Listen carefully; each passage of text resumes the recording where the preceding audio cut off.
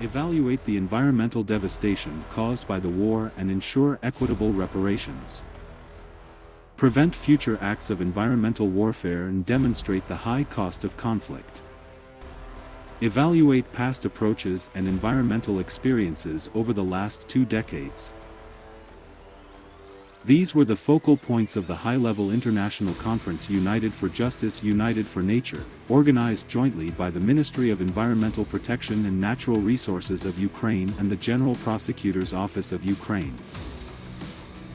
Prominent global figures, politicians, legal experts, scientists, environmentalists, representatives from diplomatic circles, and international organizations have convened in Ukraine. The objective is to unite efforts for justice and the realization of Point 8 of President Volodymyr Zelensky's peace formula. During the conference's opening, Prime Minister Denis Shmyhal underscored the ongoing destruction caused by Russia to Ukraine's people, businesses, infrastructure, and natural resources. He emphasized that the current environmental damage resulting from Russian aggression exceeds 2 trillion hryvnias or 55.6 billion euros. Shmyhal insisted that compensation for these losses should come from confiscated Russian assets, thereby ensuring that the principle of "Russia will pay" is upheld. Minister Ruslan Strilets reported that Russia committed over 2,500 environmental crimes in Ukraine during the full-scale invasion. These are only the recorded cases, taking into account restricted access to certain Ukrainian territories. The number of damages that Russia must compensate will increase after the deoccupation of these areas.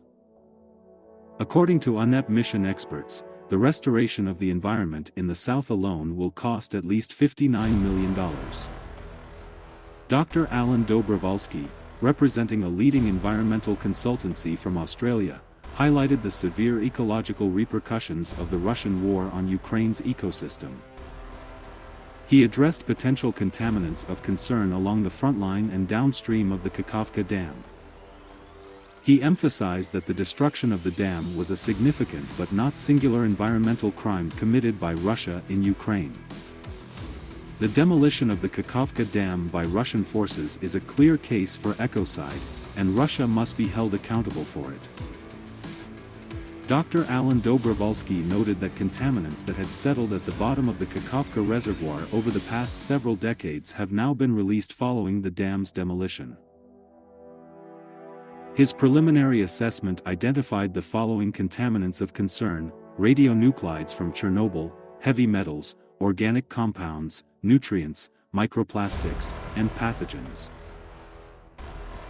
The Australia-Ukraine Environmental Resilience Coalition, led by Dr. Alan Dobrovolsky, aims to establish a unified approach to assess the environmental impact of the war, define a framework for just compensation for environmental damage, and establish principles for environmental restoration. Prosecutor General of Ukraine Andriy Kostin emphasized that Ukraine is pioneering the investigation of environmental crimes as acts of war.